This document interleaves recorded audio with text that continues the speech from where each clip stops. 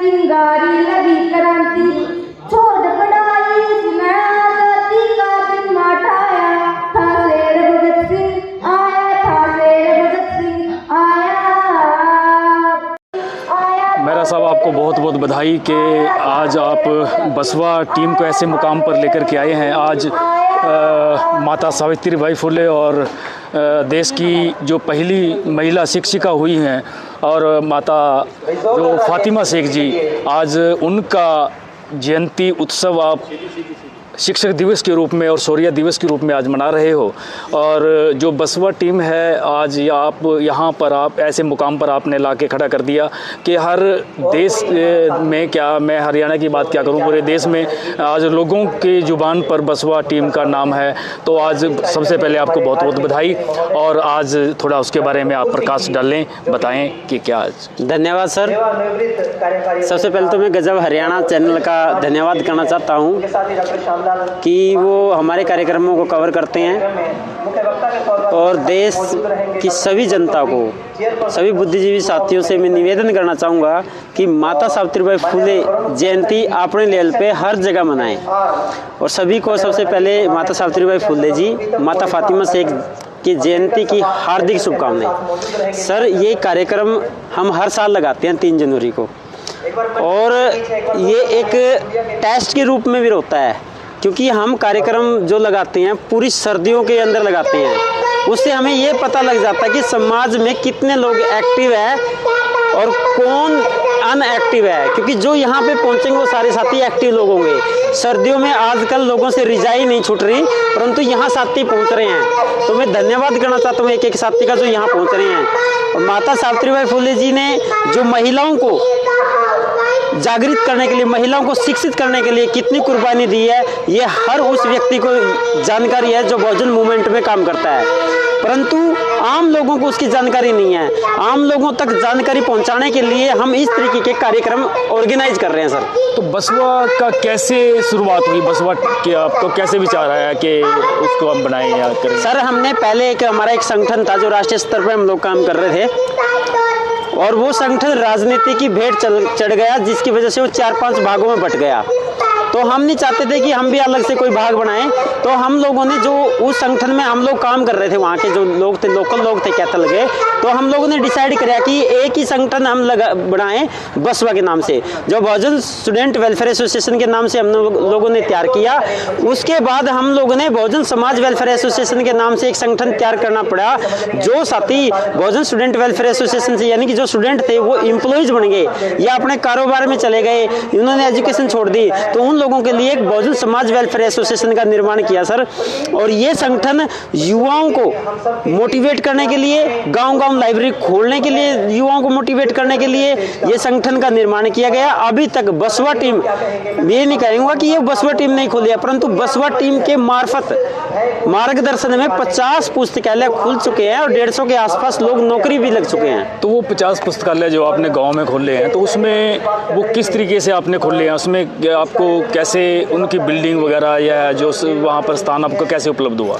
Sir, वो जो गांव के अंदर डॉक्टर अंबेडकर भवन या महर्षि वाल्मीकि भवन या गुरु रविदास जियों के नाम से जो चौपाले हैं, उन चौपालों में ग्राम पंचायतों के जो वहाँ के ग्राम सचिव वगैरह जो मौजूदा लोग हैं, उनसे सलाह करी, उनसे निवेदन करा, हाथ जोड़े कि आपके यहाँ पे अगर हम एक लाइब्रेरी की इस्टेब्लिश करवा दें तो उस लाइब्रेरी से बच्चे पढ़ेंगे, आगे बढ़ेंगे। और जो जुआ का बहुत सारे गाँवों में क्या है सर, जुआ खेलते हैं, दारू पीते हैं, नशीला पदार्थों का सेवन करते हैं खाली पड़ी चौपालों में। और जो हमारी चौपाले और जो भवन है ना, उनकी खिड़कियां दरवाजे तक तोड़ दिए जाते हैं। परंतु उन लोगों को हमने समझाया है कि जब यहाँ पे लाइब्रेरी खुलेगी तो आप लोगों की इस भवन की संभाल भी होगी और आपके बच्चे आगे बढ़ेंगे। और उस जो वहाँ पे जो लाइब्रेरी खोलते हैं, जो मटेरियल है, हम लोग हैं, जैसे आप जैसे साथी समाज के बुद्धिजीवी लोग हैं, वो कोई 1000, 2000, कोई 500, कोई 700 इस तरीके से हमें सहयोग देता है। और उस गाँव के लोग भी कुछ पैसा इकट्ठा करते हैं। हम दोनों जने मिलके, बसवा टीम प्लस गांव के लोग मिलके उस पैसे से सामान खरीदते हैं और वो लाइब्रेरी स्टैब्लिश हो जाती है सर। तो अब तक क्या रिजल्ट सामने आए हैं उस लाइब्रेरी? सर उस लाइब्रेरियों से एक तो रिजल्ट ये है कि बच्चे जो ड्रॉप आउट कर गए थे दोबारा से उन्होंने एजुकेशन शुरू करी। दूसरी बात, वहाँ से बच्चों के पास जैसे संसाधन नहीं है, गांव में छोटे छोटे मकान हैं, हमारे पूरी फैमिली सही तरीके से नहीं रह पाती, उनके लिए पढ़ने के लिए सेपरेट जगह नहीं थी, वो सेपरेट जगह उन लोगों को मिली। उसकी वजह से 150 के आसपास इन 50 पुस्तकालयों से बच्चे नौकरी पे लगे। नशा छोड़ा लोगों ने, हम लोगों ने नशा मुक्ति के लिए भी अभियान चलाया हुआ था, पीछे हमने साइकिल यात्रा निकाली थी गुरुदेव भाई के नेतृत्व में, तो उसमें बहुत सारे लोगों ने नशा छोड़ा। और ये भी कर रहे हैं, जो बसवा टीम के अंदर काम करेगा ना, सबसे पहले तो उसने नशा छोड़ना पड़ेगा। तो सर इसमें समाज सुधार का काम भी होगा। जो खाली पड़ी चौपालें थी सर, उससे क्या फ़ायदा हुआ? वहाँ जैसे ड्रिंकर लोग बैठते थे, जो क्या नाम है असामाजिक तत्व बैठते थे, वो किसी भी घटना को अंजाम दे सकते थे, कोई असंवैधानिक एक्टिविटियां भी कर सकते थे। उन चीज़ों पे रोक लगी क्योंकि वहाँ पे पुस्तकालय खुला, वहाँ पे हम प्रॉपर लोग लगाते हैं, प्रॉपर बंदे रहते हैं वहाँ पे, तो वो असंवैधानिक घटनाएं नहीं हो पा रही। तो ये इससे है ना प्रशासन को भी फायदा हुआ, जो हमारा पुलिस प्रशासन है उसके पास कम केस गए। परंतु मैं जिला प्रशासन प्रदेश की सरकारों से भी निवेदन करना चाहता हूं, जहां बसवा टीम या अन्य कोई भी संगठन लाइब्रेरी खोले या वहां के लोग लाइब्रेरी खोलें, तो उनका सपोर्ट, उनका सहयोग उन लोगों ने करना चाहिए सर।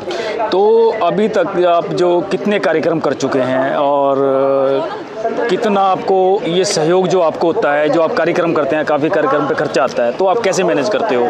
सर मैं जो हमारे पास सहयोग आता है वो सहयोग समाज के लोग अपने आप सहयोग करते हैं और उसका जीता जागता उदाहरण अब भी है सर। 40,000 के आसपास प्लस में कह रहा हूँ सर, मैं पैसे आ चुके हैं, परंतु एक भी साथी के पास हमने जाके पर्ची नहीं काटी। वो सभी साथी पहले पैसे डालते हैं, बाद में फ़ोन करते हैं, फिर हम उनसे ज़बरदस्ती उनकी फ़ोटो लेते हैं ताकि हम ग्रुपों में डाल सकें, फेसबुक पे लगा सकें, ताकि लोग भी मोटिवेट हो और उन चीज़ों से मोटिवेट होकर सहयोग कर रहे हैं साथी सर। तो कितना अब तक आप ये कार्यक्रम कर चुके हैं? ये कार्यक्रम सर 2012 से 3 जनवरी का लगातार हमारा एक कार्यक्रम रहता है, 3 जनवरी को माता सावित्रीबाई फुले जयंती पर, और ये हम 2012 से लगातार कर रहे हैं। और अब की बार जो हमने कार्यक्रम करा है, अब की बार हमने कुछ अलग तरीके से कार्यक्रम कराया। अब की बार हम लोगों ने ना तो हम फील्ड में गए, क्योंकि हम ये देखना, टेस्ट लेना चाहते कि समाज के लोग कितने जागरूक है, इतना हम फील्ड में नहीं गए। 1-2 जगह जहां साथियों ने जबरदस्ती हमें बुलाया, भैया आपने आना पड़ेगा, तो हम वहां गए। ये सारा कार्यक्रम फेसबुक, व्हाट्सएप और सोशल मीडिया के माध्यम से ही रहा है। और इस कार्यक्रम के अंदर जो समाज में काम करने वाले युवा है, जो जब संख्या की जरूरत होती है, एट्रोसिटी होती है, वो संख्या इकट्ठी करते हैं, वही साथी पैसे की मैनेजमेंट करते हैं। उन साथियों को सम्मानित करने के लिए एक विशेष कार्यक्रम का आयोजन किया गया अब की बार। तो आगे की क्या प्लानिंग है आपकी, क्या और इसको किस तरीके से बसवा का विस्तार करोगे, उसकी क्या प्लानिंग आपकी रहेगी? सर बसवा का हम विस्तार की ये प्लानिंग बनाई हुई है, जो स्टूडेंट विंग है उसमें हम सिर्फ स्टूडेंटों को रखेंगे, भाई छात्रों को रखें। जो समाज वेलफेयर एसोसिएशन है, वो जो बहुजन स्टूडेंट वेलफेयर एसोसिएशन निकल गए उनको समाज वेलफेयर एसोसिएशन में, और जो बुद्धिजीवी साथी हमारे साथ लग रहे हैं उनके लिए एक बुद्धिजीवी प्रकोष्ठ का निर्माण किया जाएगा सर, और इसको पूरे प्रदेश में फैलाया जाएगा। बल्कि हमने 2-3 स्टेटों के प्रदेश अध्यक्ष भी लगाए हैं, पर वो अभी डिस्क्लोज नहीं करा हमने, राष्ट्रीय स्तर पे अभी नहीं किया। अभी हम लोग प्रदेश स्तर पे रखेंगे सर। तो अभी आपने 2 बातें बताई हैं कि बसवा जो 2 बातों को लेकर के मेन उन पे कार्य कर रही है, एक तो समाज सुधार के काम और दूसरा एजुकेशन को लेकर के, तीसरा एक और बहुत अहम है, हाँ जी, जिसको हम कहते हैं स्पोर्ट्स में आप क्या कर रहे हो? क्या बसवा का कोई ऐसा आगे का भविष्य का कोई प्लान है या अभी उन्होंने कुछ किया है इस पर? बिल्कुल, आपने बहुत बड़ा क्वेश्चन उठाया सर, और इसके बारे में हमने थोड़ा कम ही सोचा है। और अब हम स्पोर्ट्स के लिए, आपने बहुत बड़ा सुझाव दिया, स्पोर्ट्स के लिए हमारे साथी है मास्टर रघुवीर मेहरा जी, और मैं चाहूँगा कि ये स्पोर्ट्स के रूप में है ना, बसवा टीम की जो स्पोर्ट्स की टीम है वो स्पोर्ट्स से किस प्रकार से तैयार किया जाए, वो स्पोर्ट्स की जिम्मेवारी मीडिया के माध्यम से अभी मास्टर जियों की लगाते हैं कि स्पोर्ट्स की आपने टीम बनानी है, स्पोर्ट्स के किस प्रकार से गेम खिलवा सकते हैं हम संगठन के माध्यम से, वो भी व्यवस्था आपने करनी है। सर आज आपने बहुत बड़ा क्वेश्चन उठाया और मैं धन्यवाद करना चाहता हूँ आपका। और मास्टर जी आप इस चीज़ के लिए तैयार हो ना, स्पोर्ट्स की आपने भाई किस प्रकार, क्योंकि देखो इनके बच्चे नेशनल इंटरनेशनल स्टेट लेवल पे खेलते हैं, इनके बच्चों को पूरी जानकारी है, मास्टर जियों को पूरी जानकारी है। उसी के आधार पर मैं सर को निवेदन करूंगा कि बसवा टीम की जो रजिस्टर्ड विंग है उसकी स्पोर्ट्स विंग को आप देखें। सर आपको बहुत बहुत बधाई। आज आप बसवा के इस अधिवेशन में आप पहुंचे हो, तो जहां पर बसवा एजुकेशन और सामाजिक जो गतिविधियां हैं उनके समाज सुधार के काम को करके आज वो कार्यक्रम कर रही है। और माता सावित्री बाई और फातिमा शेख की जो आज जयंती है उनको लेकर के ये मेन मुख्य कार्यक्रम उन्होंने रखा है और जो समाज में कार्य कर रहे हैं उनके लिए कार्यक्रम रखा है। तो आपको जैसे मुझे अभी ज्ञात हुआ है कि आप एक स्पोर्ट्समैन हैं, तो आप एक कोच के रूप में आप कार्य कर रहे हैं, काफी नेशनल और इंटरनेशनल भी आपने तैयार किए हैं, खिलाड़ी तैयार किए हैं। तो आपकी मोबाइल में क्या देखते हो जो बसवा है उनकी वीडियो इसमें बना ले को स्पोर्ट्स को लेकर के आपका क्या उनका और क्या उनका आपका एक सप्ताह की ड्यूटी लगा कर सबसे पहले तो फातिमा शेख और उनके भाई उस्मान ने उन्हें अपने घर में शरण दी। इसी कारण उनके सबसे पहले तो आज चलते रहे। सावित्री बाई फुले की जो जन्म जयंती है इसकी हार्दिक बधाई आपको। तो जहाँ तक स्पोर्ट्स की बात है तो मेरी खुद की भी रुचि रही है स्पोर्ट्स में, और मेरे दोनों बच्चे जूडो गेम से जुड़े हैं जो कि लगातार 2 साल से नेशनल में खेल रहे हैं। अब की बार भी बेटी अभी 5 जनवरी को लुधियाना के अंदर नेशनल गेम में जाएंगी जूडो के रूम में। तो लगातार 6 साल से ये जुड़ रहे हैं और मैंने भी पीटीआई भी किया है, लेकिन मैं पीजीटी इकोनॉमिक्स के पद पर GT+ रसीना में कार्यरत हूँ। और जहाँ तक गेम की भविष्य की बात है, हमारे बच्चे हैं जो गरीब लोगों के बच्चे हैं वो गेम के रूप में भी पिछड़े हुए हैं काफ़ी। तो गेम वाली स्पोर्ट्स वाली लाइन में अभी बहुत कम 1-2% ही लोग जा रहे हैं और इसके अंदर बहुत स्कोप है। जो बच्चे गेम के अंदर आ रहे हैं जो नेशनल स्टेट में खेल रहे हैं उनको बहुत सी स्कॉलरशिप भी मिलती है सरकार की तरफ से और कैश प्राइज भी मिलते हैं। और एक स्पोर्ट्स के अंदर जो वैकेंसी है स्पोर्ट्स कोटा के अंदर उनके अंदर भी हमारा जो प्रतिनिधि तो है वो न के बराबर है। तो मैं तो बच्चों से ये आग्रह करता हूँ और जितने भी अभिभावक हैं कि ज़्यादा से ज़्यादा अपने बच्चों को स्पोर्ट्स में डालिए। थोड़े दिन मतलब मेहनत करनी पड़ती है, संघर्ष है इसके अंदर, लेकिन ऐसा नहीं है कि कोई उपलब्धि हासिल नहीं होगी। तो अगर स्पोर्ट्स में आएंगे इससे उनका फिजिकली, मेंटली, सोशली, इकोनॉमिकली यानी कि हर सर्वांगीण विकास यानी खेल से होगा। तो खेल के अंदर आएंगे तो कॉन्फिडेंस आएगा बच्चे के अंदर और एक घूमने का मौका मिलेगा बच्चों को अलग अलग प्रांत के अंदर, स्टेट, नेशनल में या इंटरनेशनल में। तो यानी कि एक आत्मविश्वास आएगा और भविष्य इनके निर्माण की एक सीढ़ी है। ठीक है सर। 18 बालिका विद्यालय खुले जो कि बहुत बड़ी बात है और उनके अंदर इतनी इच्छा शक्ति थी कि उन्होंने पीछे मुड़कर नहीं देखा। 9 वर्ष की आयु में उनकी शादी हो जाती है। उसके बाद उन्होंने पढ़ना शुरू किया अपने पति ज्योतिबा फुले से और उन्होंने साथ साथ पढ़ने के बाद ये संकल्प लिया कि मैं नारी समाज को ऊंचा उठाऊंगी, उनको शिक्षित करूंगी।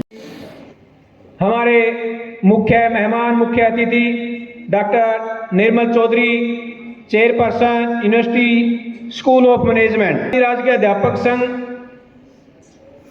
की तरफ से, साथ ही हमारे जिला प्रधान राजवीर पाई जी, खंड राज्यों के प्रधान भाई रामनिवास मवाड़ जी, सीवण के प्रधान रघुवीर मेहरा जी और अन्य जो पदाधिकारी साथी पहुंचे हैं।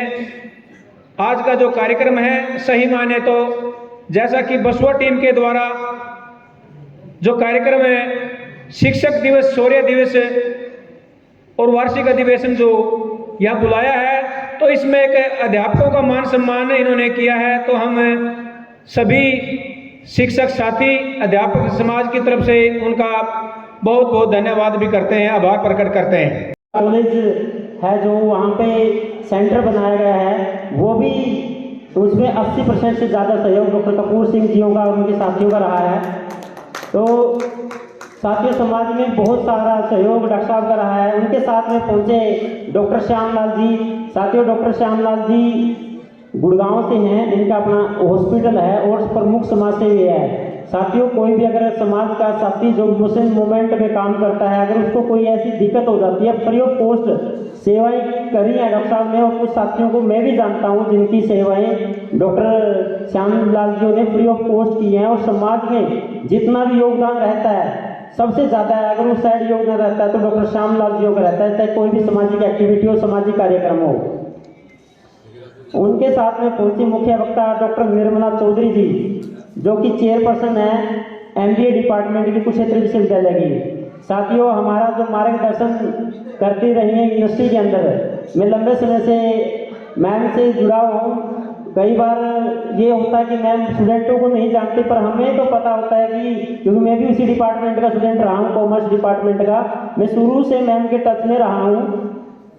साथियों, जो भी गणमान्य अतिथि पहुंचे हैं, साथ में उनके डॉक्टर निर्मला चौधरी जी के साथ में पहुंचे हैं डॉक्टर जय किशन चंदेल जी, डॉक्टर विवेक जी, और साथियों रोहतक से हमारे साथ आज का जो ये कार्यक्रम रखा है, इसके मुख्य अतिथि डॉक्टर कपूर सिंह जी, डॉक्टर श्यामलाल स्वानसेवी जी, मुख्य वक्ता doctor Nirmala Chaudhary ji, chairperson university school of management Kurukshetra university से, और जो अध्यक्ष हैं मान्यवर करम सिंह नागर जी, आप सभी को जय भीम जय भारत।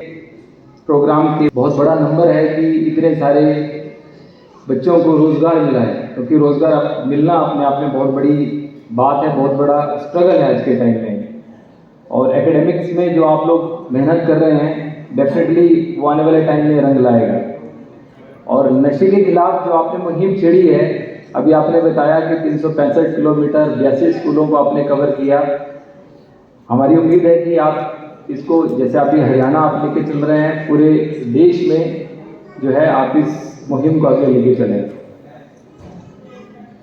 आज का जो ये पावन पर्व है जो मनाया जा रहा है, तो सामने लिखा भी हुआ है कि शिक्षा प्रथम उद्देश्य।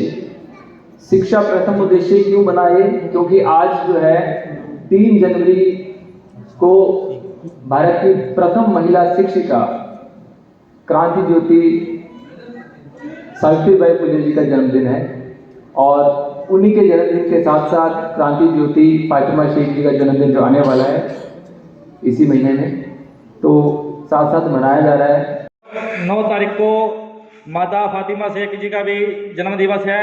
उनके भी जन्म दिवस के उपलक्ष्य में आप सभी को बहुत बहुत मंगल कामनाएं।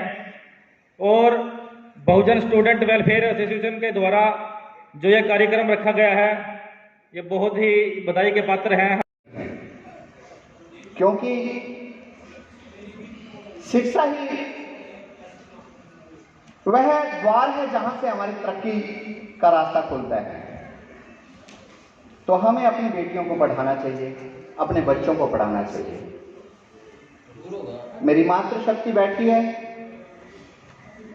मैं एक बात कहूंगा कि हम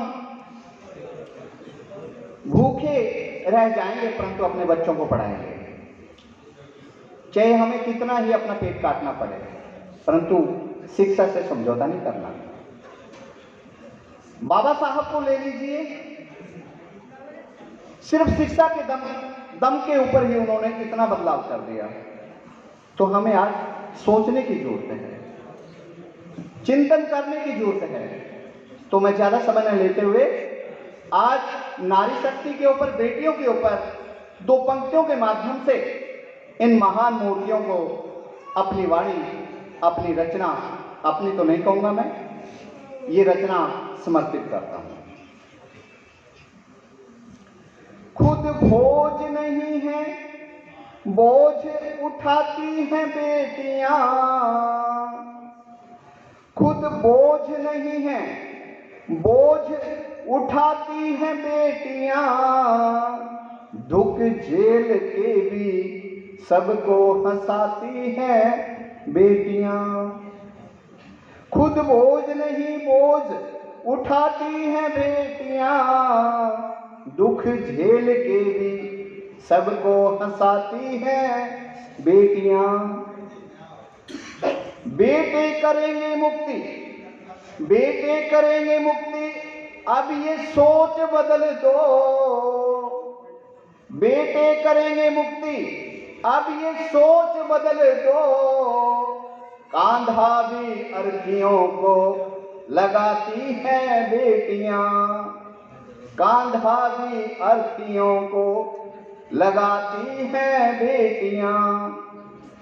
माँ बेटी बहन पत्नी है, माँ बेटी बहन पत्नी है, पर वक्त पड़े तो। माँ बेटी बहन पत्नी है, पर वक्त पड़े तो। किरदार आदमी का निभाती है बेटियां। किरदार आदमी का निभाती है बेटियां। बेटे तो बांटते हैं पुरखों की दौलतें। बेटे तो बांटते हैं पुरखों की दौलतें। दुख दर्द की जागीरें बटाती हैं बेटियां। दुख दर्द की जागीरें बटाती हैं बेटियां। बेटी को जो अपनी रूह से प्यार करेंगे, बेटी को जो अपनी रूह से प्यार करेंगे, उनके जहन में आती हैं, उनके जहन में हर समय आती हैं बेटियां। उनके जहन में हर समय आती हैं बेटियां। खुद बोझ नहीं हैं, बोझ उठाती हैं बेटियां। दुख झेल के भी सबको हंसाती हैं बेटियां। सावित्री है फातिमा है, सावित्री है फातिमा है, झलकारी है मीरा। सावित्री है फातिमा है, झलकारी है मीरा। सारे जहान में नाम कमाती है बेटियां। सारे जहां में नाम कमाती है बेटियां। धन्यवाद। जो बोले सो निर्भय। जगत गुरु रविदास जी महाराज की जय। जय गुरुदेव जी।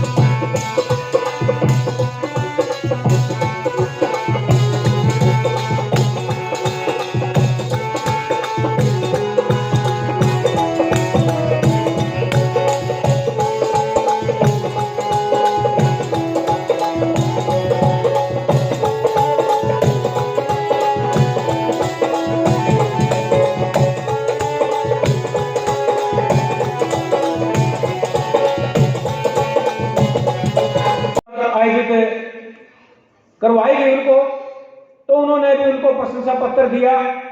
तो साथियों, शिक्षा जो है उस समय उनके दिमाग में एक ही बात थी भी शिक्षित करें इनको, क्योंकि बाल विवाह विधवा विवाह, जो अन्य कुरीतियां समाज में इतनी फैली हुई थी, जब भी कोई विधवा महिला हो जाती थी तो उनको पुनर्विवाह की अनुमति नहीं थी।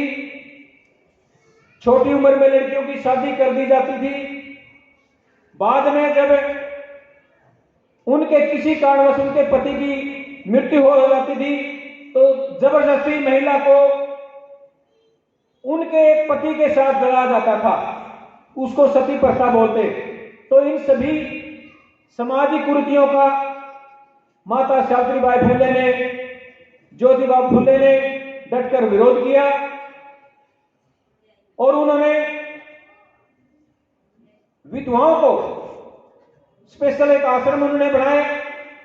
तो किसी भी प्रकार से जो घर से प्रताड़ित है, घर से निकाल दी गई महिला है, उनको उन्होंने एक आश्रम में अपने आश्रय दिया और अच्छी शिक्षा दी।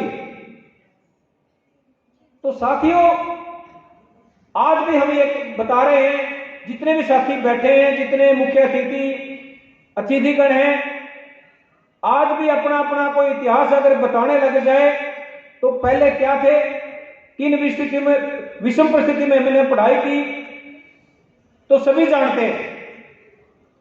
तो आज जो हम यहां अच्छा पैंट कोट, अच्छी ड्रेस, वेल सेटल्ड, तो एक शिक्षा की बदौलत ही है और शिक्षा पर ही हमारा जोर होना चाहिए। तो शिक्षा, अगर हम अच्छी शिक्षा लेंगे,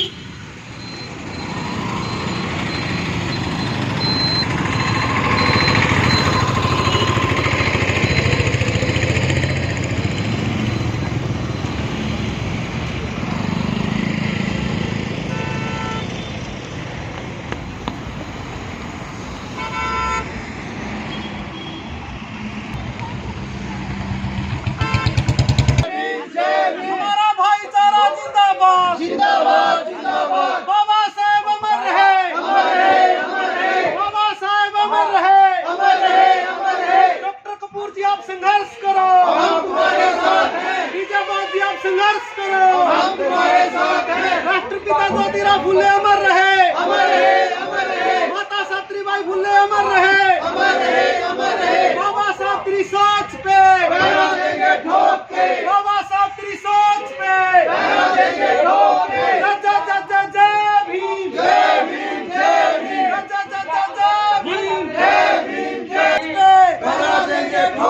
गुरुदेव भाई जी आप संघर्ष करो,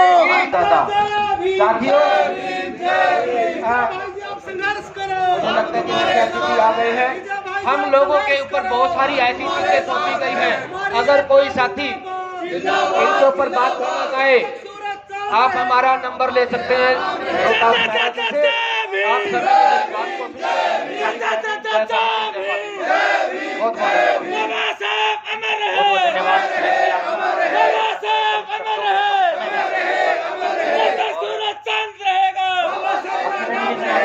सभी बात को पहुंचने वाले हैं, जैसे कि आप देख पा रहे हैं बाहर गेट पर हमारे मुख्य महोदय पहुंच चुके हैं और सभी ने खड़े होकर गणतंत्र ध्वनि के साथ इसका हार्दिक स्वागत करना है।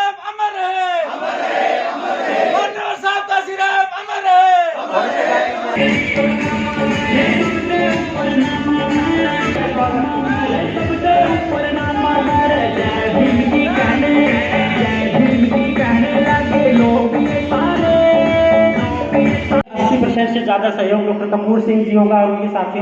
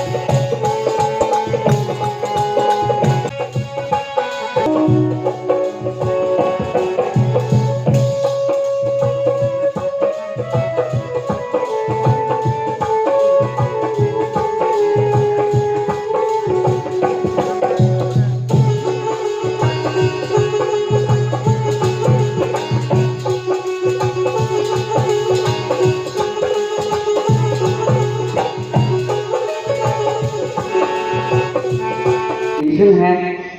इसके साथ ही हमें गौरव है इस बात का कि हम उन महापुरुषों के उस प्रथम लक्ष्य को लेकर के चले हुए हैं, जो शिक्षा हमारा प्रथम लक्ष्य है, प्रथम उद्देश्य है।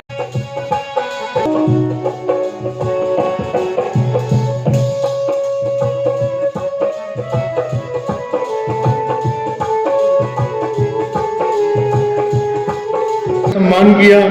हम लोग इस शिक्षक दिवस के रूप में गांव-गांव तक बाबा साहब के विचारों को अगर हम पहुंचाने में कामयाब होते हैं तो हमारे समाज में एक क्रांति के रूप में हम लोग इसका इस्तेमाल कर सकते हैं। ज़्यादा समय नहीं लेता हुआ आप सभी को धन्यवाद। जय भीम, जय भारत। जो जर्नीज करते हैं उससे भी सीखते हैं। तो गुरु नानक देव जी ने आज से 500 बरस पहले मक्का, मदीना, इजराइल और बांग्लादेश, श्रीलंका, ये सारी उन्होंने उदासियां की थी। तो आप अंदाजा लगा सकते हैं कि एक आदमी, एक महापुरुष, एक गुरु जो 500 बरस पहले पूरी दुनिया को घूम के आया हो, उसका ज्ञान कितना बढ़ चुका होगा। और जरूरी है कि सामाजिक चर्चा के साथ साथ हमें अपने राजनीतिक उद्देश्यों को भी ध्यान में रखना चाहिए। साथियों, मैं तो उस साथी की बात की एक कोटेशन लेकर 1 मिनट में ही अपनी बात रखूंगा, क्योंकि बुद्धिजीवी विश्वविद्यालय के प्रोफेसर भी यहाँ बैठे हैं। तो हरियाणा प्रदेश के अंदर 22 विश्वविद्यालय राजकीय स्तर पर स्थापित है जो सरकारी है, और 23 विश्वविद्यालय गैर सरकारी है इस हरियाणा प्रदेश के अंदर। तो कम से कम 45 की तादाद में विश्वविद्यालय स्थापित है। और यहाँ देखें तो हर विश्वविद्यालय में 2, 4, 10, 20 प्रोफेसर अनुसूचित जाति वर्ग से सीधे तौर पर बिलोंग करते हैं। लेकिन साथियों में एक बड़ा ही विषय जो हरियाणा प्रदेश के अंदर, क्योंकि शिक्षा की ज्योति, शिक्षा की देवी, शिक्षा की जननी जिसको हम कह रहे हैं, उसके इन शिक्षा के मंदिरों में अनुसूचित जाति वर्ग से ना तो कोई वाइस चांसलर है, ना कोई परीक्षा नियंत्रक है, और ना ही कोई रजिस्ट्रार है जो शिक्षा के मंदिरों में नीतियों के निर्माण करते हैं। अगर वहां हमारा प्रतिनिधि नहीं होगा तो हमारे लिए कैसी नीतियां बनेगी, आप सोच के देखियो। साथियों, जिस प्रकार बसवा कैथल के अंदर है, मैं चाहूंगा कि ये साथी इस जिले के अंदर लग रहे हैं, प्रदेश के हर जिले के अंदर इस प्रकार की टीम हो। की खान शोषक इसका मर्म न जाने और शासक पी गए चान। जिन लोगों को अपनी दादी को जो है गोलियों से भुना गया, जिसके पिताजी को बम से उड़ाया गया, उनकी औलादे जो है आज भी राजनीति सत्ता पाने के लिए फड़फड़ा रही है। और आज भी हम लोग जब देश की संसद के बाहर संविधान चढ़ाया जा रहा है तो हम लोग कह रहे हैं कि राजनीति की बात ना करें। मैं आपको एक बात बताऊं, जब तक हम लोग मां की कोख में जब बच्चा पैदा आता है, हमें तभी जो ना उस बच्चे को राजनीति करनी सिखा देनी चाहिए। अगर हम लोग ऐसा नहीं करते हैं तो हमें जो उस बच्चे को ना कोख में ही खत्म कर देना चाहिए, क्योंकि बगैर राजनीति सत्ता के बगैर जो है हमारा भला नहीं हो सकता। वो मंदिरों में हमें लगाना चाहते हैं, वो हमें घंटियों में दबाना चाहते हैं। अगर आपको मेरा वर्ग शासक बनना चाहते हैं तो हमें इस घंटी से, मंडी से, फंडी से ना बच के रहना पड़ेगा साथियों। जो और सम्मानित मंच, हम जयंतियां मनाते हैं, जैसे ज्योतिबा फुले जी की जयंती मना रहे हैं। ज्योतिबा फुले जी का जो मिशन था, शिक्षा का मिशन था, उनसे आगे शिक्षा का मिशन का लेते हुए आगे बाबा साहब ने इस मिशन को चलाया। जैसे हमारे सरदार जी कह रहे थे कि गुरुओं ने गुरुवाणी के माध्यम से, प्रचार प्रसार के माध्यम से शिक्षा का प्रचार किया, और गुरुओं ने स्वराज की मांग की, और स्वराज की मांग को उठाया, और स्वराज की मांग को बाबा साहब ने उठाकर संविधान में पिरो दिया और नारी को 50% का अधिकार दिलवा दिया। तो आज बाबा साहब की बदौलत हम यहाँ पे शिक्षित बने बैठे हैं, वो थे इसलिए हम हैं।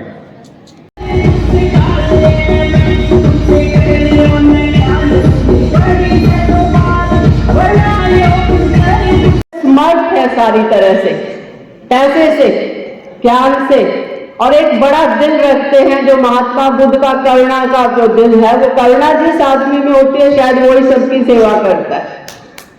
करुणा का ये एक मूर्ति है, इसीलिए समाज के साथ जुड़े हुए हैं, और इस तरह के लोगों का आना, मुख्य अतिथि की भूमिका में आना अपने आप में इस प्रोग्राम को सफल प्रोग्राम बनाता है। और गणमान्य लोग सामने बैठे हैं, सभी मान सम्मान के योग्य हैं, तो वो उसको कहीं ना कहीं से करता है प्रेरित कि पढ़ना चाहिए। पढ़ाई एक अच्छी बात है, बिना पढ़ाई पढ़ी के गति नहीं है। और आज हम माता सावित्री बाई फुले को याद कर रहे हैं। विमेन एम्पावरमेंट की मूर्ति है, महिला सशक्तिकरण। आज बात करती है सरकार के महिलाओं को सशक्त करो, ये 200 साल पहले। अब देखिए महिलाएं सशक्त नहीं हैं, उनको आज सशक्त बनाया गया है। महिलाएं जन्मजात सशक्त पैदा होती हैं। हमने सुने अपने माँ बाप से, बुजुर्गों से, कि महिलाओं को परमात्मा एक्स्ट्रा एनर्जी, एक्स्ट्रा ताकत देके भेजता है, अदरवाइज यहाँ जीना महिलाओं का आसान नहीं है। और महिलाएं इतनी एनर्जी, इतनी ऊर्जा के साथ जब वो पैदा होती हैं तो वो समाज के लिए कितनी ऊर्जा का कार्य करती हैं। लेकिन साथ में महिलाओं के बिना, मतलब महिलाओं का जो ये सशक्तिकरण का प्रोग्राम है, उनकी ऊर्जा है, उनकी जो सेवा भाव है, एक परिवार को तैयार रखना, जोड़ के रखना, बच्चों को तैयार करके समाज को देना, वो एक पति के बिना, एक पुत्र के बिना, एक भाई के बिना अधूरा है। सावित्री बाई फुले जब शादी, ये बचपन में शादी हो जाती है, उस टाइम में 9 साल की होती है, और पति कितने साल के? 13 साल के। सोचो, दोनों बच्चे हैं। 9 साल का और 13 साल का बच्चा कितना ज्ञान रखता है, लेकिन दोनों बहुत ही ऐसे दिल से सैल्यूट करते हैं हम इन्हें। हमारे जो पूर्वज रहे हैं, जो हमारे इतिहास रहा है, बहुत ही मजबूत इतिहास रहा है। सावित्री बाई घर में ऐसे अखबार आ रहा था, अखबार पढ़ रही थी, मुझे याद आता है, इंग्लिश का अखबार था। तो उसके पिताजी से कहते हैं कि क्या ये तुम्हारे लिए नहीं है, औरतों को, लड़कियों को पढ़ने का अधिकार नहीं है और शूद्रों को पढ़ने का अधिकार नहीं है। एक वाक्य था ये उनके पिताजी का, वही उसी ने उसको हिला दिया। क्या औरतें आदमियों से अलग हैं? जब आदमी पढ़ सकते, औरतें क्यों नहीं पढ़ सकती? क्यों नहीं पढ़ सकती औरतें? तो उसने वहीं से उसके दिल में आया कि मुझे पढ़ना है। और जब ज्योतिबा फुले से, राष्ट्रपिता ज्योतिबा फुले से उनकी शादी हो जाती है, विवाह हो जाती है, तो एक खुले विचार का व्यक्ति बच्चा उन्हें शादी में मिल जाता है, और दोनों एक दोस्त की तरह साथ साथ पढ़ते हैं। तो उसमें कहना चाहता हूं कि आप चाहे एक रोटी कम खाएं, चाहे आप छोटी गाड़ी खरीदें, चाहे आप साइकिल पर चलें, लेकिन अपने बच्चों को जरूर पढ़ाएं। क्योंकि हमारे महापुरुषों ने जो हमें बताया, चाहे आप ज्योतिबा फुले जी की बात करें, माता सावित्री बाई की बात करें, बाबा साहब डॉक्टर अंबेडकर की बात करें, तो सभी ने केवल एक ही रास्ता बताया है, दिखाया है, और वो है शिक्षा। साथ साथ अभी हमारे साथी अपनी बात रख रहे थे, और मैंने भी ये बात पहली बार सुनी, तो मैं उम्मीद करता हूं अपने साथियों से कि जब भी महापुरुषों की फोटो लगाई जाए तो गुरु नानक जी की भी फोटो लगाई जाए। वो भी क्या बता रहे थे कि जो ये हमारे महापुरुष रहे, इनकी वाणियां, इनकी बातें गुरु नानक जी ने संभाल कर रखी, कहां कहां से इकट्ठी की। और मुझे ऐसा लगा कि जो मान्यवर साहब कांसीराम और बाबा साहब डॉक्टर अंबेडकर भी उन बातों को हमारे तक पहुंचा पाए, तो कहीं ना कहीं गुरु नानक देव जी ने उनको संभाल कर रखा, वहां से कहीं से खोजा होगा। हमारे काफी प्रोफेसर साहब ने बहुत शुरू में भी बोला था कि कितने सरकारी स्कूल बंद हो गए हैं, 51,000 कुछ उसने बोला था, और उसकी जगह 11,000 से ऊपर प्राइवेट स्कूल बनाए जा चुके हैं जो कारपोरेट घरानों के हैं। और ये जो बंद स्कूल हो गए साथियों, ये भी अल्टीमेटली उन्हीं के उसमें जाने हैं, आज नहीं तो कल। इसलिए आज जो है जरूरत किस बात की है, हम शिक्षा कब प्राप्त कर सकते हैं, कोई कुछ भी बात कहिए, कैसे आगे बढ़ सकते हैं, अगर आपका संविधान बचा रहेगा तो आप आगे बढ़ सकते हैं, आप पढ़ सकते हैं, आप कुछ भी कर सकते हैं। लेकिन मौजूदा जो सत्ताधारी लोग हैं, उन्होंने तो पूरा मन बना लिया है संविधान को खत्म करने का। अभी वो इनडायरेक्ट रूप से कर रहे हैं, कर ही रहे हैं, अभी भी बहुत कुछ खत्म कर दिया है, हमें पता ही नहीं है। संविधान अब नाम का रह गया है, नाम लेने के लिए अपने भाषणों में कहेंगे, बोलते हैं कि वे संविधान सर्वोपरि है, बोलते हैं अपने भाषणों में, लेकिन नीचे नीचे क्या हो रहा है आपके सामने है। आपके पास एक ही ताकत है। हमारे साथी ने भाई, हमारा विक्रम डमोलिया बहुत संघर्षशील क्रांतिकारी साथी है, उन्होंने कहा कि भाई हमें ज्यादा से ज्यादा प्रदर्शन भी करने चाहिए। आज के दिन प्रदर्शन करने चाहिए। वो एक समाज का, आदमी का जिंदा दिली का उदाहरण हो सकता है, लेकिन आज आप कितना ही संघर्ष कर लो, कितना ही आप प्रदर्शन कर लो, कोई नहीं पूछने वाला है। एक ही सिर्फ तरीका है, मौजूदा सत्ताधारियों को बाहर करना, और वो भाई एक ही ताकत है, वोट, और कुछ नहीं कर सकते आप। जो बाबा साहब डॉक्टर अंबेडकर ने हमें एक ताकत दी थी, और साथियों ये आखिरी मौका है, नोट कर लो, अगर अभी भी हम चूक गए तो ये वोट आपका, जिसको हम बोलते हैं ना कि वोट की कोई कीमत नहीं होती, बोलते हैं ना, क्योंकि राज बनता है जिस चीजों की क्या कीमत है, उसकी कीमत हो ही नहीं सकती, लेकिन उसकी कीमत इस इलेक्शन के बाद पता लगेगा कि आपको कि उस वोट की कीमत 0 हो जाएगी। तो अपने वोट को बचाने के लिए, अपनी ताकत को बचाने के लिए अपना भाई असली तरीका अपनाना पड़ेगा, नहीं तो समय जो है बहुत खराब समय आ रहा है हमारे समाज के लिए खासकर। तो मैं ज्यादा समय ना लेती हूँ, बहुत सुबह से चला हुआ प्रोग्राम है। हमारे बीच में विजय बोध जी हैं, जो दिल्ली से हंस दो इंडिया एक ऐसी मुहिम लेकर के चल रहे हैं पूरे भारतवर्ष में, और वो आज कैथल के में बसवा टीम द्वारा एक कार्यक्रम रखा गया है, जो शिक्षक दिवस के रूप में आज उन्होंने इस कार्यक्रम के अपने राष्ट्रीय अपने वार्षिक अधिवेशन को आज मनाया गया है। तो विजय बोध जी, तो सर आप ये बताएं कि आज आप इस कार्यक्रम में आए हैं और दिल्ली से आप आए हैं, और जो बसवा टीम है तो आपको कैसा उसके कार्यक्रम के बारे में यहाँ के आकर के आपको लगा, कैसा आपको महसूस हुआ, क्या आपको यहाँ और अलग देखने को मिला? सर्वप्रथम गजब समाचार के जो है सभी दर्शकों को क्रांतिकारी जय भीम।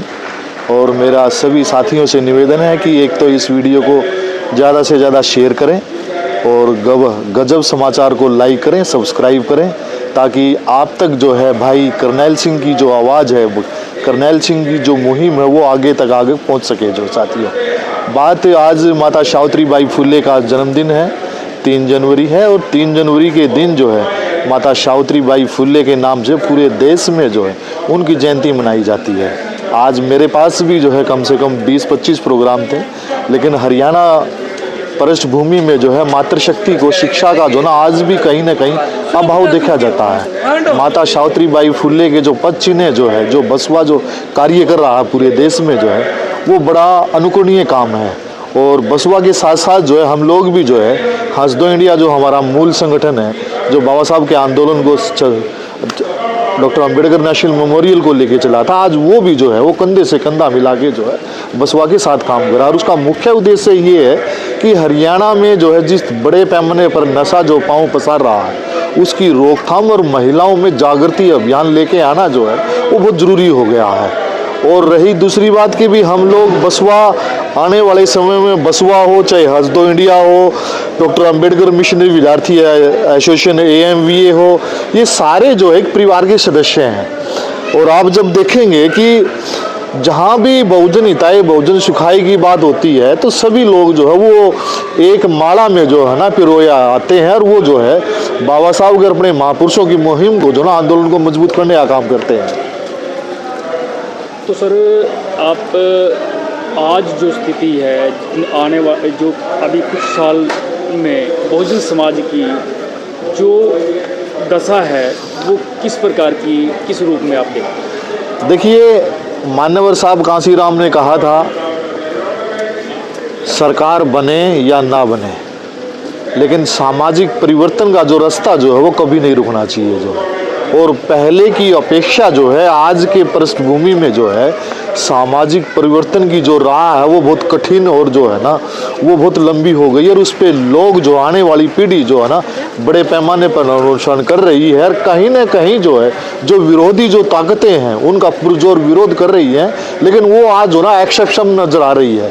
और आने वाले समय में जो आप देखेंगे कि राजनीति जो है वो बहुजन के इर्द गिर्द घूमती है जो है, ठीक है ना। और बहुजन युवा ही जो है इस देश में नेतृत्व कर सकते हैं, बाकी के पास जो है मंडल और कमंडल के सिवा जो है ना कुछ नहीं है। वो जो है वो गुमराह कर रहे हैं OBC समाज को, अति पिछड़ा वर्ग को, वो शेड्यूल कास्ट को, वो जातियों के नाम पर, धर्म के नाम पर जो है वो कुठाराघात आने वाली जो हमारी जो संतानें हैं उनको जो है दिग्भ्रमित कर रहे हैं। और उसको रोकने का काम जो है सभी मिशनरी साथी बड़े पुरजोर से कर रहे हैं। तो सर, आप जिस प्रकार से अभी आप भी बता रहे हो कि थोड़ा जो मुहिम है वो कठिन हो गया, उसकी डगर जो है वो काफ़ी कठिन हो चुकी है, तो उस राह का जो पहले का हमारा जो प्रयास था, जो संघर्ष था, पहले ज़्यादा मुहिम तेज़ी से काम कर रही थी और आज जैसे धीमी पड़ गई है वो, तो उसमें दोषी कौन है, गुनाहगार कौन है? समाज है या अनपढ़ता है, वो जो जागरूकता की कमी है क्या? देखिए, बाबा साहब ने कहा था कि भी मुझे पढ़े लिखे समाज के लोगों ने धोखा दिया। जो वाइट कॉलर जो लोग हैं वो बाबा साहब की विचारधारा से जो है वो टीवी और बीवी के चक्कर में फंस गए थे जो है। लेकिन अब जो नई पीढ़ी जो आ रही है देश में जो है वो उसको जो ना वाइट कॉलर लोगों को दरकिनार करते हुए आगे आ रही है, और वो कह रही है कि भाई रास्ता छोड़ो, अब हम लोग तैयार हैं जो है, ठीक है ना। चाहे वो भले ही उत्तर प्रदेश की आवाज़ हो, चाहे वो राजस्थान की आवाज़ हो, चाहे पूरे देश में कहीं भी किसी भी राज्य की बात हो, लेकिन आज युवा जो है बड़ी बढ़ चढ़ कर ना भाग ले रहा। आप दिन प्रतिदिन देख रहे हैं कि हर रोज घटनाएं पे घटनाएं हो रही हैं, माँ बहन बेटियों के साथ बलात्कार हो रहे हैं, माँ बहन बेटियों को डराया जा रहा है, लेकिन उसके बावजूद भी जो है अंबेडकर मिशन जो है वो रुकने का काम नहीं हो कर पा रहे हैं वो, और उनके बस की कुछ है ही नहीं जो है। वो अंधेरे में जो ना बाबा साहब की प्रतिमाएं तोड़ने का तो काम कर सकते हैं, लेकिन बाबा साहब की विचारधारा का रोकने का जो उनके बस की बात नहीं है आज की डेट में। तो आपको कैसा लगता है कि आने वाले समय के अंदर जो क्या परिवर्तन हो सकता है, ये संभावना है या ऐसे ही चलता रहेगा, या फिर समाज का जो पतन होने की ओर है? देखिए करनैल जी, समाज का पतन जो है ना कभी नहीं हो सकता। इन लोगों ने वैद्यरथ मौर्य की हत्या करके ना तब बुद्धिज्म को ख़त्म करने का प्रयास किया, लेकिन आज इनकी मजबूरी बन गई है कि ये खुद कहते हैं कि मैं बुद्ध के देश से आया हूँ। हम लोग जो है विश्व गुरु हैं, विश्व गुरु तथागत बुद्ध के नाम पर हैं। और दुनिया ने जो है, जिन लोगों ने जो बाबा साहब को छुपाने का काम किया, उसी दुनिया में जो है 100 कंट्री के लोगों को इकट्ठा किया और बाबा साहब को ज्ञान के दीपक के रूप में जो ना उन सम्मानित किया गया। जो ये इन लोगों ने पूरी कोशिश कर ली है कि भी विचारधारा को रोका जाए, लेकिन आज के समय में जो इनके बस की नहीं है विचारधारा को रोकना। जो ये तो सर कह रहे हैं भी हमने बाबा साहब के जो 5 तीर्थ हैं हमने तैयार किए हैं, उसके बारे में क्या कहोगे? वो कह रहे उधर जो लंदन में बाबा साहब का जो जहाँ पे उन्होंने स्टडी की थी वो भी हमने खरीदा है, वहाँ पे जो गया में है वो भी हमने बनाया है, और भी जो दिल्ली में है अली अकबर अली 26 अलीपुर रोड पे वो भी हमने बनाया है। और भी मतलब 5 तीर्थ बताते हैं, वो 5 तीर्थ हमने बनाए। तो अगर माननीय प्रधानमंत्री जी मेरी बात को सुन रहे हैं और माननीय मुख्यमंत्री जो है हर स्टेट के जो है मेरी बात को सुन रहे हैं, अगर पंच तीर्थ आपने बनाया है तो वो पंच तीर्थ जो बाबा साहब की 22 प्रतिज्ञाओं के बगैर अधूरा है। अगर आप में ताकत है, अगर हम आपको जो है खुला चैलेंज करते हैं और खुला कहते हैं, आप पंचशील लगा के देखो और 22 प्रतिज्ञाओं लगा के देखो, आपको पता चल जाएगा दूध का दूध और पानी का पानी हो जाएगा। आपका युवाओं के लिए क्या संदेश रहेगा, क्या मार्गदर्शन रहेगा? मैं युवाओं को यही संदेश दूंगा, एक तो डरे नहीं, मृत्यु से ज्यादा कुछ होने वाला नहीं है, और प्रकृति का जो अंतिम सत्य है मृत्यु जो है वो आज आ जाए या कल आ जाए, लेकिन दुश्मन को है भगा के छोड़ेंगे और बख्शेंगे नहीं। डॉक्टर साहब, आज कैथल में बसपा टीम द्वारा शिक्षक दिवस एवं शौर्य दिवस और उसमें उन्होंने अपना अधिवेशन जो वार्षिक है वो रखा है, और उसमें एक महिलाओं को लेकर के भी बात की गई है, और उसके बाद में जो उन्होंने लगभग 40 से ज़्यादा जो उनके तैयार किए गए बच्चे हैं, पुस्तकालय जो उन्होंने 50 से ज़्यादा खोल दिए, तो क्या आपका क्या कहना है डॉक्टर साहब इसके बारे में? यार देखिए, बसपा का जो उन्होंने अपने उसमें बैनर में भी लिखा है शिक्षा प्रथम उद्देश्य, और ये शिक्षा प्रथम उद्देश्य आज का नहीं है, ये बहुत पहले से ज्योतिबा फुले जी जो थे उनकी जो घरवाली थी, आज जिनका जन्मदिन मनाया जा रहा है, यहाँ पर मनाया है, उनका भी यही मकसद था पहला। उन्होंने और कुछ किया ही नहीं, उन्होंने यही किया, और उनसे प्रेरित होकर के मैं आपको एक बात बताता हूँ। बाबा साहब डॉक्टर अम्बेडकर जब पैदा हुए उस समय ज्योतिराव फुले जी इस दुनिया में नहीं रहे थे, और उसके बावजूद भी उन्होंने उनको अपना गुरु माना है। उसका कारण क्या था? वो यही था, शिक्षा। क्योंकि बाबा साहब का भी मेन उद्देश्य ये था भाई शिक्षा है तो सब कुछ है, और शिक्षा नहीं है तो कुछ भी नहीं है। लाइब्रेरियों की जहाँ तक बात है, मैंने पहले भी बोला है, ये साथी जो हमारा बड़ा ईमानदारी से काम कर रहा है, और मैं शुरू से ही इसके साथ जुड़ा हुआ हूँ। जैसा ये मुझे बोलते हैं और जिस लायक मैं हूँ, मैं उससे कहीं न कहीं ज़्यादा ही इनको सपोर्ट करता हूँ। और आने वाले समय में अगर ठीक ठाक सब कुछ रहा तो ये जो संस्था इन्होंने बनाई है ये बहुत ग्रो करेगी। तो डॉक्टर साहब, आज जिस प्रकार से शिक्षा का स्तर काफ़ी हम गिरता ही कह रहे हैं, क्योंकि सरकार की तरफ से जो प्रयास किए जा रहे हैं कि स्कूलों को बंद किया जाए, तो उसके बारे में आपका क्या कहना है? क्या समाज को प्रयास करने चाहिए या कैसे संस्थाएं आगे आए उसके लिए? देखो जी, मौजूदा जो सरकार है उसका तो मेन मकसद ही ये है कि कोई भी बच्चा जो गरीब आदमी का विशेषकर है वो पढ़े ना। क्यों पढ़ेगा? तो जैसे कि सोशल मीडिया पर बहुत ज़्यादा चलता कि पढ़ेगा तो सवाल पूछेगा, और इनको सवाल का तो मतलब ही नहीं। जब ये एक समय में 150 के आसपास सांसद को सस्पेंड कर सकते हैं, और कारण ऐसा क्या है? सिर्फ एक सवाल पूछ रहे हैं कि भाई जिन्होंने संसद के अंदर सुरक्षा को तोड़ करके घुसे हैं उस पर ही तो बयान मांग रहे थे गृह मंत्री का। तो ये सरकार जो है ये बहुत खतरनाक सरकार है, और इसमें कोई संस्थाओं को आगाना चाहिए, जो मर्जी आगे आ जाए, कुछ भी बनने वाला नहीं। मैंने पहले भी बोला है, सिर्फ और सिर्फ एक ही तरीका है और वो जनता कर सकती है कि इनको सत्ता से बाहर करें। अगर ये सत्ता से बाहर नहीं हुए तो ये देश बहुत जल्दी जो है ना गुलाम होने वाला है। और क्योंकि मैं गुलामी से मतलब समझता हूँ संविधान है तो आज़ाद है देश, नहीं तो। और संविधान को आप तो पत्रकार हैं, आप अच्छी तरह से जानते हैं किस तरह से एक एक संस्था को, जो सरकारी संस्थाएं हैं, संवैधानिक संस्थाएं हैं, उनको किस तरह से ख़त्म कर रहे हैं, किस तरह से उनको गुलाम, इवन सुप्रीम कोर्ट को जब इन्होंने काबू कर लिया है तो किसको छोड़ सकते हैं। इसलिए तो डॉक्टर साहब फिर मैं बोलता हूँ कि इनको सत्ता से बाहर करें, वो जनता कर सकती है। जनता के समझ में आएगा तो, नहीं तो कुछ नहीं बचेगा। डॉक्टर साहब अभी एक बात आपने कही कि जनता ही उनको जवाब दे सकती है, तो आज ईवीएम का ज़माना है। ईवीएम को लेकर के सरकार ना तो कोई इस पर बात करना चाह रही है और ना ही कोई और भी संगठन और जितनी भी पार्टियां हैं वो इस पर कोई ठोस आवाज़ उसको उठा पा रहे हैं, तो उसके बारे में क्या कहेंगे? देखिए वो बात तो सही है आपकी, चाहे ये ईवीएम का अभी तक कोई बहुत ज़्यादा सही ढंग से खुल कर बात ये नहीं आ रही इसमें क्या गड़बड़ है या नहीं है।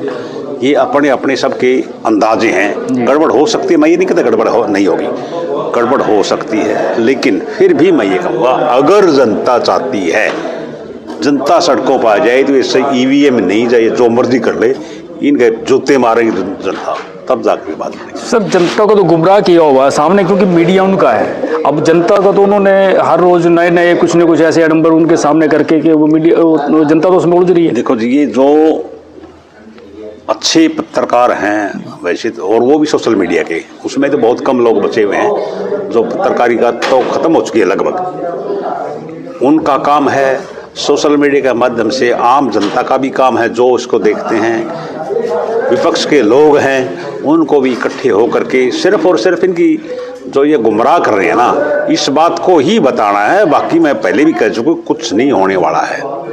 अगर पब्लिक को लोग ये जागरूक नहीं कर पाए विपक्ष के लोग, तो फिर कुछ नहीं बढ़ता।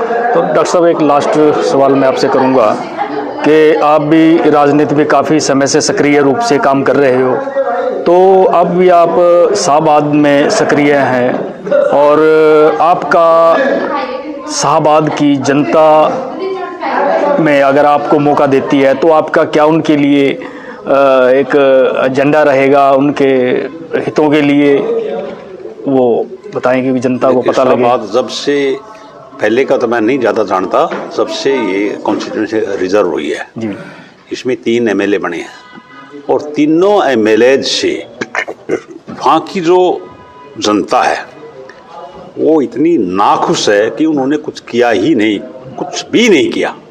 और पिछले दिनों आप सब कुछ ध्यान में है, बाढ़ के टाइम पर जी आपसी रंजिश की वजह से शहर को डुबो दिएगा, जनता को डुबो दिएगा। बिल्कुल।